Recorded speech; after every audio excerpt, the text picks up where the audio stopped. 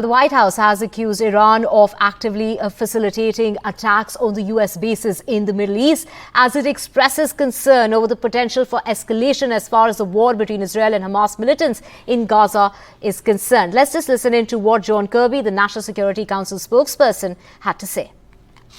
We know Iran continues to support Hamas and Hezbollah. And we know that Iran is closely monitoring these events and in some cases actively facilitating these attacks and spurring on others who may want to exploit the conflict for their own good or for that of Iran. On the other hand, Iran's finance minister has accused the United States of expanding the war as far as the Middle East is concerned. And we also have details as to how, according to AP correspondent, explaining the situation on the ground and how that could end up becoming a regional conflict. There's growing concerns that the war that Israel is waging against Hamas could turn into a wider regional conflict. And the reasons for that can be seen over what's happened just in the last few days here in Israel, the Gaza Strip, and the wider Middle East. First of all, in Gaza, we've seen Israel continue just these pounding airstrikes targeting the Strip, which is home to some 2 million Palestinians. Now, the Israelis have urged Palestinians to go south to avoid these airstrikes, but even then, Israeli airstrikes are even hitting in the south in what they've described as safe areas previously, which has enraged Muslim nations and others sympathetic to the Palestinians. We've seen widespread protests largely in many countries around the world. Now, outside of the Gaza Strip, we're also seeing problems in Israel's West Bank, where Israel launched an unprecedented airstrike on Jenin, which saw a mosque destroyed and suspected militants killed. Now, the West Bank hasn't really seen that much militant activity, but it has been steadily rising in recent years, with Palestinian frustration over the fact that they still don't have their own state. Egypt and Israel have had a decades-long peace deal that have cemented basically the wider region, and that attack kind of drew into question what would happen if, for some reason, that peace deal was broken. And we've also heard from Egypt's president offering very harsh words about Israeli policy towards the Gaza Strip attacks, and has also raised the concern that Palestinians might be forced to leave Gaza and enter Egypt, something that the Egyptian president has said he does not want to see. Hamas is also suspected of receiving weapons from Iran as well. That's led a lot of Israelis to be concerned about this escalating into a war with Iran. Israel has waged, or suspected of waging, secret attacks on Iran, including on its nuclear scientists as well as its nuclear facilities, as Iran enriches uranium closer than ever to weapons-grade levels, worrying the West.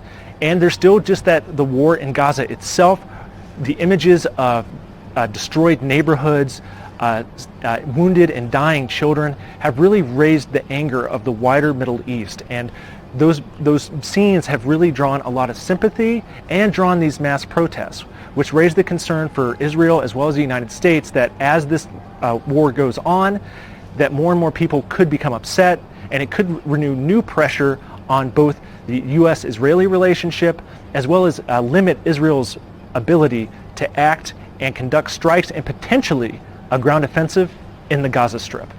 As of right now, the state of the war is this. Israel is continuing just these relentless airstrikes on the Gaza Strip that have seen civilians killed. Now, the Hamas-run health ministry in Gaza says over 5,000 people have been killed so far in these Israeli strikes.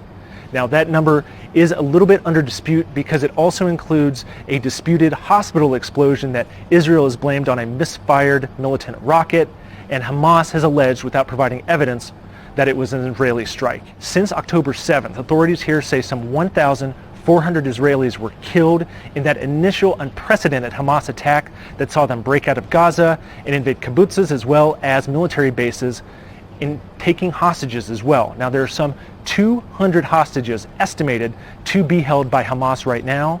They include foreigners. Now, the Americans say there's some 10 Americans unaccounted for. France says there's some 7 French nationals unaccounted for, as well as other nations. So it really puts a lot of pressure on Israel to see these hostages released. We've also seen protests by Israeli families of those taken, calling on the government to do more and trying to put more pressure on Prime Minister Benjamin Netanyahu, who already faced popular protest over months over his planned changes to the judiciary that people in Israel described as affecting their democracy.